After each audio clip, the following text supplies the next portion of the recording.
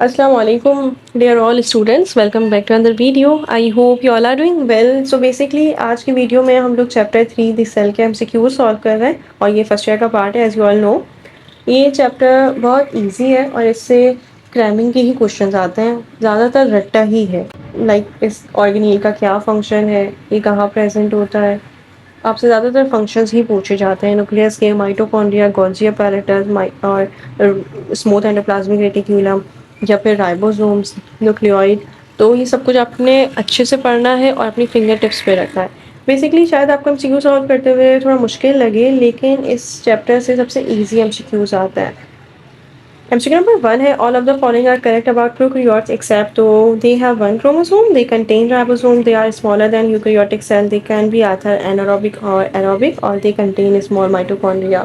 Correct option of course E है क्योंकि इनके पास माइटोकॉन्ड्रिया नहीं होता। सेल मेम्ब्रेन और मेसोसोम दोनों ही एग्जैक्टली काम कर रहे होते हैं alike mitochondria. That's why correct option होगा ई, दे कंटेन स्मॉल माइटोकॉन्ड्रिया। गलत है अबाउट प्रोकैरियोट्स, जबकि ये एनारोबिक भी होते हैं, एरोबिक भी होते हैं, रेस्पायर कर सकते हैं द प्रेजेंस ऑफ ऑक्सीजन, और ये ऑब्लिगेट और फैकल्टेटिव एनारोब्स भी होते हैं। लाइक ऑक्सीजन के बगैर ऑक्सीजन होगी तो इनकी डेथ हो सकती है, वरना ये मतलब वो ज़रूरी नहीं है कि ऑक्सीजन हो तभी रेस्पायर करेंगे, दोनों पे चल सकता है। तो करेक्ट ऑप्शन है ई, they contain small mitochondria which process require energy, which processes requires energy। तो पैसिव डिफ्यूजन है नो, फैसिलिटी डिफ्यूजन है no, water flowing into a paramecium in a lake, और a contractile vacuole removing water from an amoeba, और osmosis of water into a cell. Osmosis और facility diffusion, passive diffusion, ये सब होता है from higher concentration to lower concentration, move कर रहे होते हैं वाटर मॉलिक्यूल्स, या फिर कंसंट्रेशन जब हायर से लोअर है तो हमें एनर्जी की ज़रूरत नहीं होती है, एक्टिव ट्रांसपोर्ट में ज़रूरत होती है क्योंकि वहाँ पे मूवमेंट हो रही होती है from lower to higher concentration. तो ए, बी और ई तो नहीं हो सकते करेक्ट। अब बचता है सी और डी। अब वाटर फ्लो कर रही है इन to a पेरीमीशियम in a lake, तो वो ऊपर से नीचे आ रहा है, तो ऑफकोर्स उसमें भी एनर्जी की नीड नहीं है, तो नहीं हो सकता D, sorry E. Correct option D ही होगा। Contractile vacuole removing water from an amoeba, तो कॉन्ट्रेक्टाइल वैक्यूल लोअर कंसंट्रेशन है वहाँ पे और हाई कंसंट्रेशन बाहर होगी, तो वो रिमूव कर रहा है वाटर को फ्रॉम एन एम्यूबा। ये एग्जांपल है एक्टिव ट्रांसपोर्ट की। करेक्ट ऑप्शन है D. All of the following are true for the smooth endoplasmic reticulum except, तो ये कनेक्ट करता है रफ एंडोप्लाज्मिक रेटिक्यूलम को to the Golgi apparatus. Detoxify करता है सेल को, बिल्कुल ठीक है। सिंथेसाइज करता है स्टेरॉइड्स को। मैन्युफैक्चर करता है प्रोटीन को, नो, मैन्युफैक्चर नहीं करता प्रोटीन को क्योंकि ये फंक्शन है रफ एंडोप्लाज्मिक रेटिक्यूलम का। रफ एंडोप्लाज्मिक रेटिक्यूलम के पास राइबोसोम्स होते हैं, वो कनेक्ट हुआ होता है डायरेक्टली, तभी तो प्रोटीन की सिंथेसिस करता है। दोनों में एक मेजर डिफरेंस यही तो है कि स्मूथ के पास राइबोसोम नहीं होंगे, रफ के पास होंगे। करेक्ट ऑप्शन डी है। ये सिंथेसाइज करता है लिपिड्स को, एग्जैक्टली स्टेरॉइड लिपिड्स एक ही चीज़ है। करेक्ट ऑप्शन है D. Microtubules are, so microtubules form करते हैं cleavage flow in a dividing cell, enable करते हैं अम्यूबा को to send out a pseudopoda, are made up of actin and help support the shape of a cell. Microtubules क्या होता है, like देखो tubulin protein से ये माइक्रोट्यूब्यूल्स बनते हैं और इनका फंक्शन ये होता है, जब हम फिलामेंट्स पढ़ते हैं तो हम पढ़ते हैं कि माइक्रो फिलामेंट्स होते हैं, माइक्रोट्यूब्यूल्स होते हैं, इंटरमीडिएट फिलामेंट्स होते हैं, और इन सब का फंक्शन क्या होता है, इनका फंक्शन होता है अलग अलग। लाइक अगर हम माइक्रोट्यूब्यूल्स की बात कर रहे हैं तो हमें पता है कि ये मूवमेंट करवाता है ऑर्गेनील्स का with in the cytoplasm, movement करवाता है सीलिया और फ्लैजिला की। इवन ये रिस्पॉन्सिबल होता है for the movement of chromosome during cell division. तो यहाँ पे ऐसा ही होना चाहिए। कोई ऑप्शन डी दिया हुआ है hollow tubes that make up cilia. Option D है hollow tubes that make up cilia and flagella and are made up of myosin and are key to skeletal muscle. Option D है are hollow tube that make up cilia and flagella, और option E है made up of myosins and are key to skeletal muscle contraction। तो अगर हम बात करें intermediate filament की, तो ये इम्पॉर्टेंट होता है maintaining the shape of cell और attachment of muscle cells, of course support provide करता है। जबकि अगर हम मैक्रोफिलामेंट्स की बात करें ना, तो वो साइटोप्लाज्मिक स्ट्रीमिंग मूवमेंट करवाता है प्सीडोपोडा की। प्सीडोपोडा किसमें होता है, अम्यूबा में होता है। मसल की कॉन्ट्रैक्शन हो रही होती है माइक्रोफिलामेंट्स के जरिए। क्योंकि वो एक्टिन चेन और मायोसिन से मिलके बना हुआ होता है। माइक्रो फिलामेंट्स, फिलामेंट्स किसको कहते हैं? एक्टिन और मायोसिन को। एक्टिन थिन फिलामेंट है, मायोसिन थिक फिलामेंट है जो मसल की कॉन्ट्रैक्शन करवाता है। तो correct option of course D होगा, क्योंकि ये मूवमेंट करवाते हैं सीलिया एंड फ्लैजिला की। All of the following are correct about plant cell except. तो प्लांट सेल के बारे में क्या सही है और क्या गलत? They usually contain one large vacuole, बिल्कुल ठीक है, इनके पास वैक्यूल होता है और वन लार्ज ही होता है, जबकि एनिमल सेल्स में बहुत सारे वैक्यूल होते हैं छोटे छोटे। Lysosomes contain hydrolytic enzyme for intracellular digestion. तो आपने जब लाइसोसोम्स के बारे में पढ़ा होगा तो आपको पता होगा कि सिर्फ एनिमल सेल्स में होते हैं, ये इनकरेक्ट है। ऑप्शन सी है, they store pigments in chromoplast. Of course इनके पास क्रोमोप्लास्ट होता है, क्लोरोप्लास्ट होता है, ल्यूकोप्लास्ट होता है। They have secondary cell wall in addition to primary cell wall, ये भी बिल्कुल ठीक है। They have no centrioles, centrioles भी हम पढ़ चुके हैं, एस्ट्रल रेज वगैरह होती हैं, स्पिंडल फाइबर्स। तो करेक्ट ऑप्शन है बी, क्योंकि इनके पास लाइसोसोम्स नहीं होते, ये इनकरेक्ट है अबाउट प्लांट सेल्स।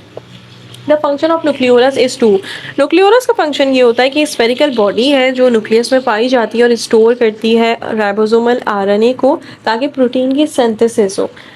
तो करेक्ट ऑप्शन होगा C. Plasma membrane is permeable और सिलेक्टिवली परमिएबल मेम्ब्रेन बिकॉज ये अलाउ करता है very molecule to pass through, every molecule to pass through, it allow some molecule to pass through, it never allow any molecule to pass through और none of the above. Correct option हमें पता है कि ये allow करता है some molecules को to pass through them, because ये लिपिड से बनी हुई होती है, लिपोप्रोटीन होता है हमारे पास सेल मेम्ब्रेन में, लिपिड इन नेचर होती है ना, phospholipid cholesterol.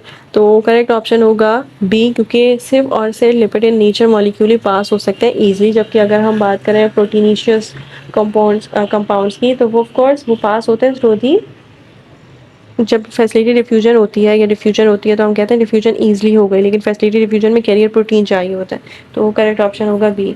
The storage disease are caused by, तो स्टोरेज डिजीज जिसमें आपने गॉचेस डिजीज, क्रैब डिजीज पढ़ी होगी, टेसिक डिजीज, वो होती है by the deficiency of lysosomal enzyme, जिसकी वजह से स्टोरेज हो जाती है ना। तो करेक्ट ऑप्शन होगा storage of certain liposomal enzymes, storage of liposomes in the body, storage of certain compound due to deficiency of liposomal enzymes.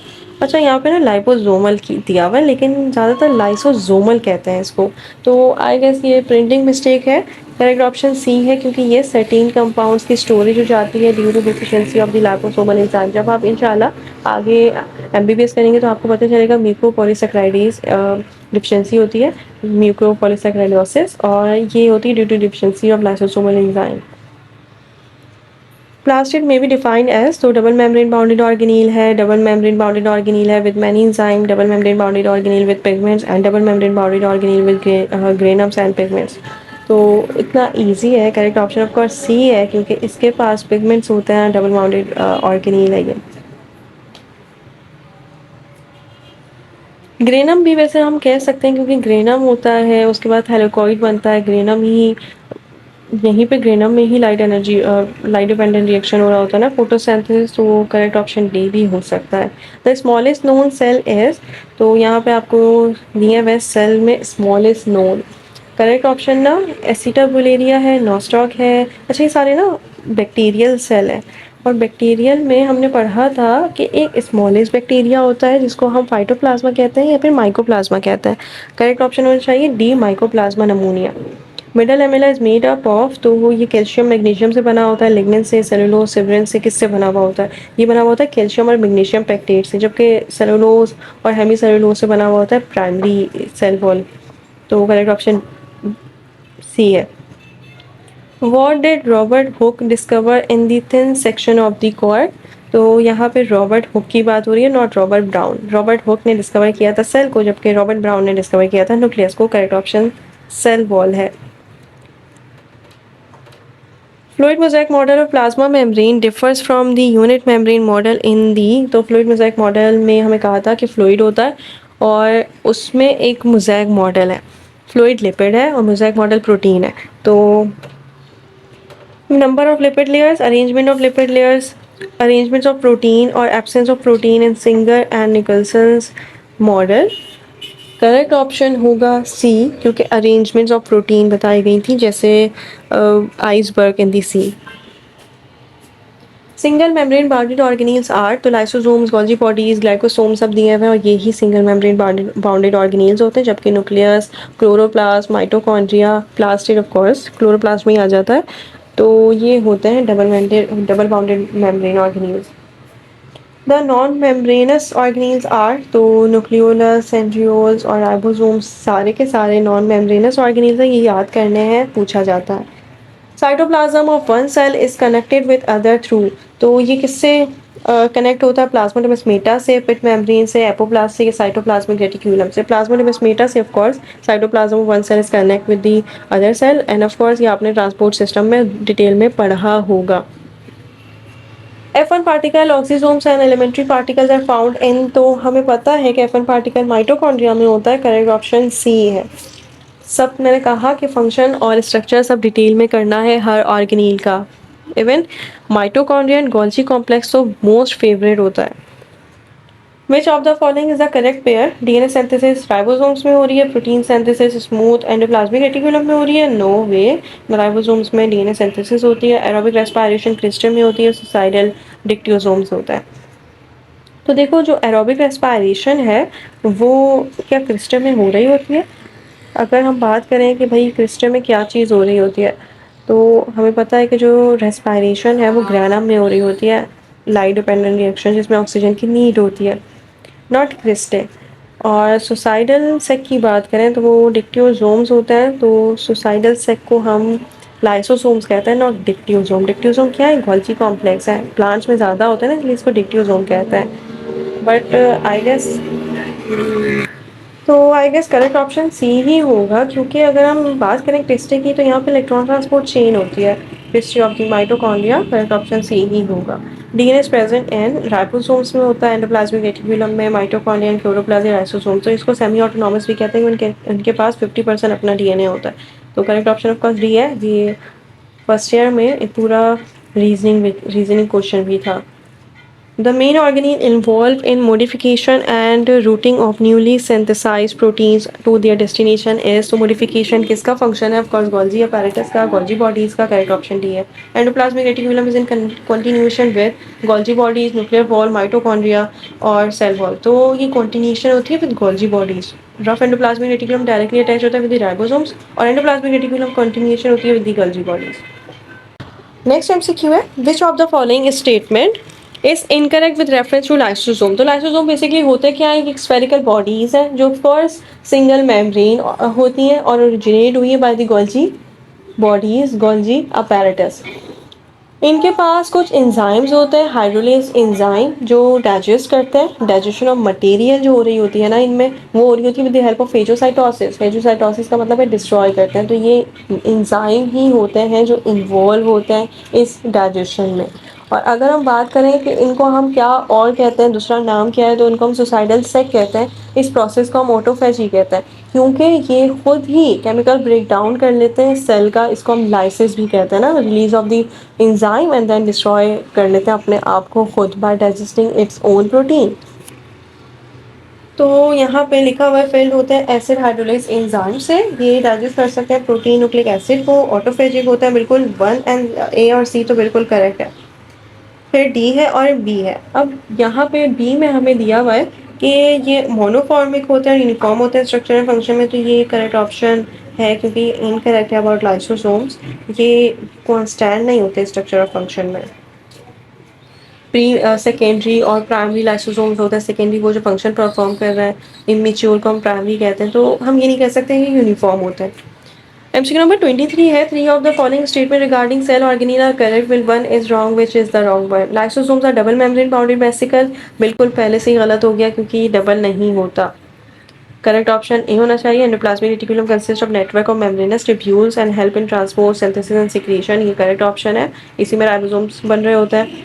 Leucoplast bound होते हैं by two membrane, of course leucoplast है, plastid, chloroplast, leucoplast सब double membrane bounded organelle है, लेकिन pigments but contain their own DNA and protein synthesis machinery, और ये store कर लेते हैं, लाइक रूट वगैरह में फूड स्टोर हुआ होता है तो ल्यूकोप्लास्ट स्टोर करता है।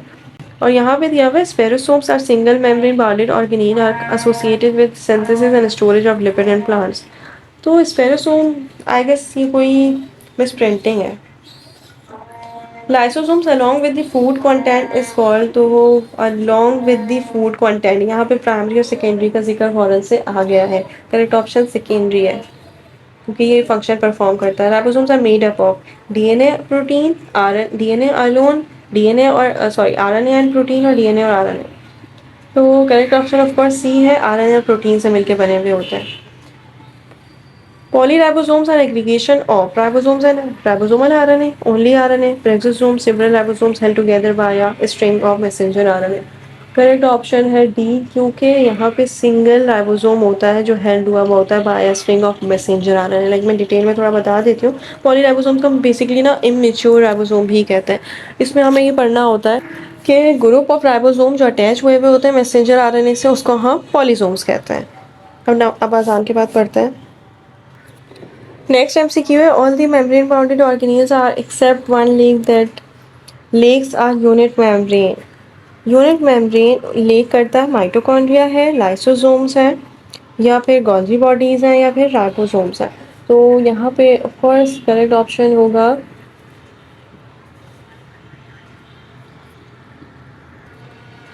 नेक्स्ट एमसीक्यू है, all are membrane bounded cell organelle except one that lack a unit membrane. तो किसमें नहीं होती? ऑफ कोर्स राइबोसोम में नहीं होती, जबकि माइटोकॉन्ड्रिया एंड गोल्जी बॉडीज में माइटोकॉन्ड्रिया में डबल होती है, गोल्जी बॉडी और लाइसोसोम में सिंगल होती है।